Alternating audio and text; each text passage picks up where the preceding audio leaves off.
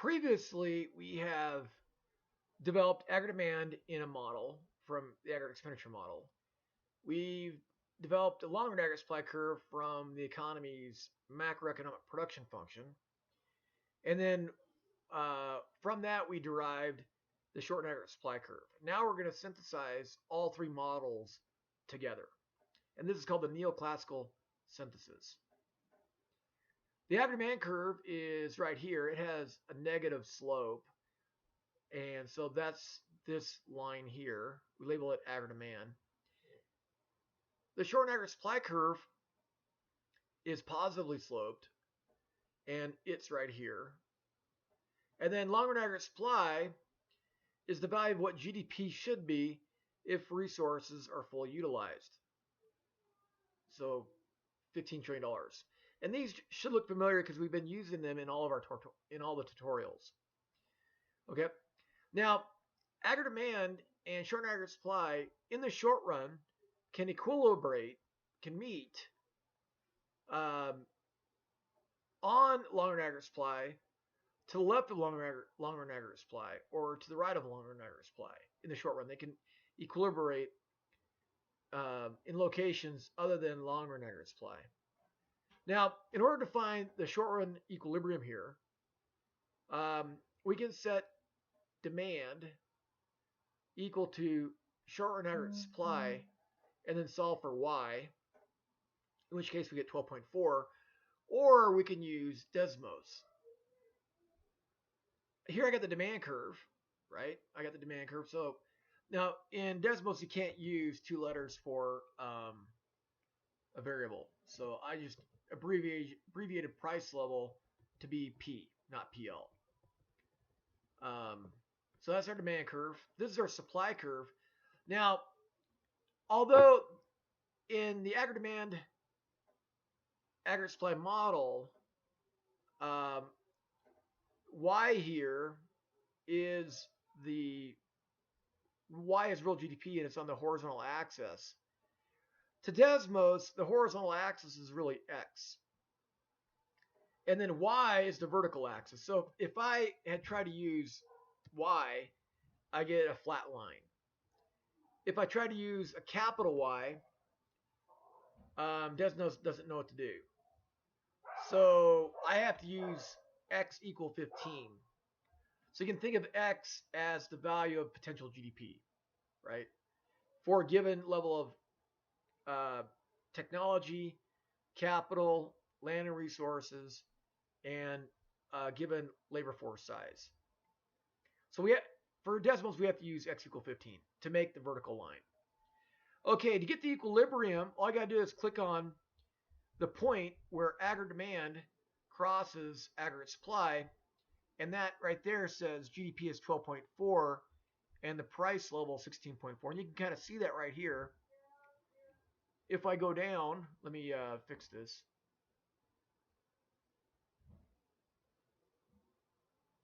So you can see it better.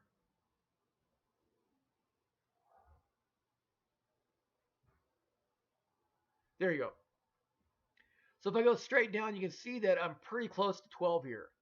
This is 10, 12, 14, 16, 18, 20. So that dot is between 12 and 13, right? And then vertically, the dot is right about here, and that's just over 16 because this is 12, 14, 16, and we're just above that line there in the grid. So the first number is the value of GDP. The second number is the value of the price level.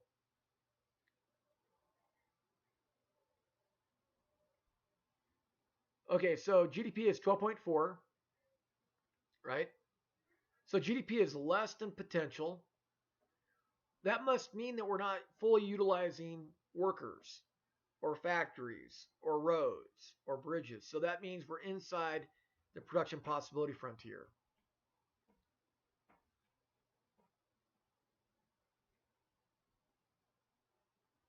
Let me move my pin over here.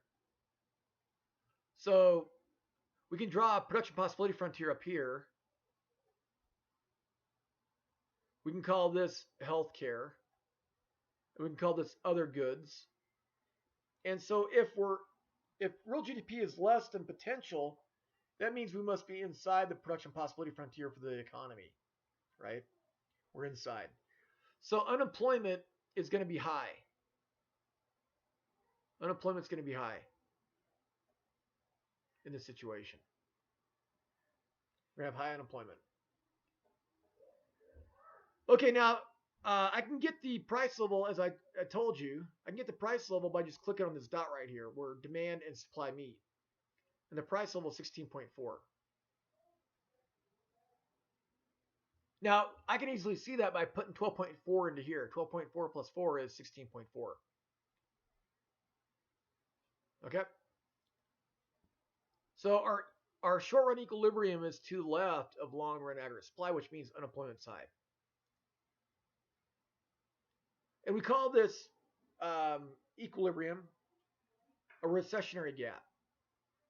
And a recession gap is where GDP is less than potential output and unemployment is higher than the natural rate of unemployment.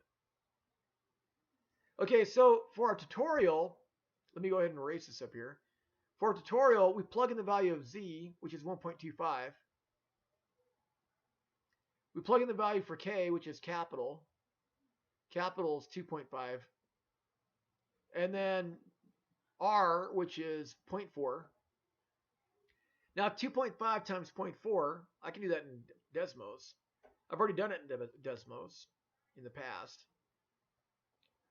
So down here, I can type, what was it?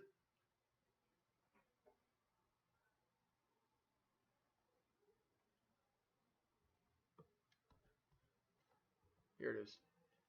1.25. Then I can type square root 2.5 times 0.4. And I get 1.25. Right? So when I do all this arithmetic, I get 1.25.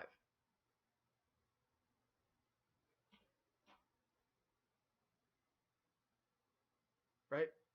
So that times that, the square root of that times 1.25 is 1.25. And the reason why that is because if you remember, 2.5 times 0.4 is 1, and the square root of 1 is 1, and 1 times 1.25 is 1.25, right? Now to get the potential GDP, right? To get potential GDP, I have to plug in the size of the labor force. And the size of our labor force is 144. So this right here is the labor force size. And potential GDP is $15 trillion. That's how we get that $15 trillion. Now with natural unemployment, the natural unemployment rate is the 9 million workers who are frictionally or structurally unemployed divided by the labor force. So 9 million divided by 144 million times 100 is 6.25%. So you divide the natural unemployment level by the labor force size to get a natural unemployment rate of 6.25%. Okay. Now,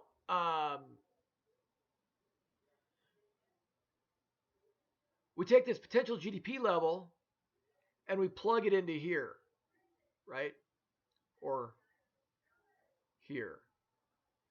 We are assuming the slope is 1, so this right here is 1, and that's 1. So we have 1 times 15, right there. We also are going to plug in the nominal value, the nominal wage rate, or the money wage rate. And then a money wage rate is $7,000 per month, right, in this simulated or hypothetical model. The nominal prices of other production inputs is 3,000. So we're going to plug in 7 there, 3 there. And the supply side tax rate is 9%. Now this could be an actual tax percentage, or it could just be, it could also include the degree of regulation that firms have to comply with. So if there's a lot of regulations, cost of production is expensive. So this could be kind of a composite index of general intervention in the business of in the operations of businesses, whether it's a tax or whether it's onerous regulation. And I remember what I said is this $15 trillion that we calculated here for potential GDP is put in there, so that's why that's 15. We do the arithmetic, right, and we get 4. That's 10, 19, minus 15, 4, right? And then up here is our demand equation. We have wealth, which is $8 trillion. We have expected future income, which is $12 trillion. We have the real rate of interest, which is 3.5%. We have net taxes of $3 trillion, tax revenue of $3 trillion. We have the marginal propensity to consume, which is already in there, right here. We have investment expenditures equal to $2.75 trillion. We have government expenditures equal to $3 trillion. So our budget is balanced, right? Our budget is balanced. Government spending is $3 trillion. And tax revenues, net tax revenues is $3 trillion.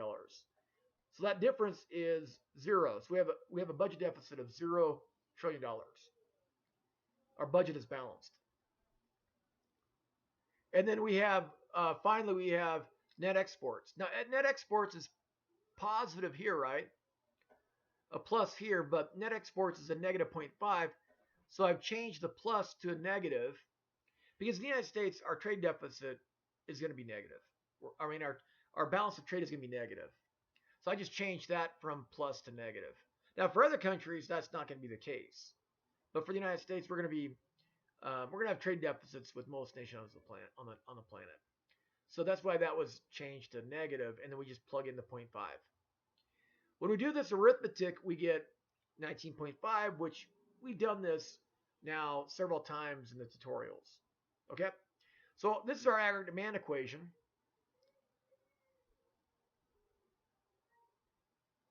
This right here is our aggregate demand equation. Whoops. This right here is long-run aggregate supply. And that right there is short-run aggregate supply. Okay? So in your homework version of this, you're going to screenshot your versions of long-run aggregate supply, short-run aggregate supply, and aggregate demand by labeling the price level on the vertical axis and Y on the horizontal axis, Y being real GDP, PL being the price level, and then your value of potential GDP, which in our tutorial is 15. So whatever you get here in your homework, you're going to put right there in the screenshot that you're going to upload to the discussion question. And then we got to label the equilibrium. Whoops, let me go ahead and erase all that stuff. We need to calculate the equilibrium. Again, we already did this in the notes and in Desmos. It's 12.4. We plug that into our demand equation and we get 16.4. Or we could just get that from Desmos, right? The gap is the difference. The gap is the difference. The gap right here, the output gap, is that difference. So it's 12.4 minus 15. It's going to be negative. Negative 2.6. Okay? And the economy is in a recessionary gap.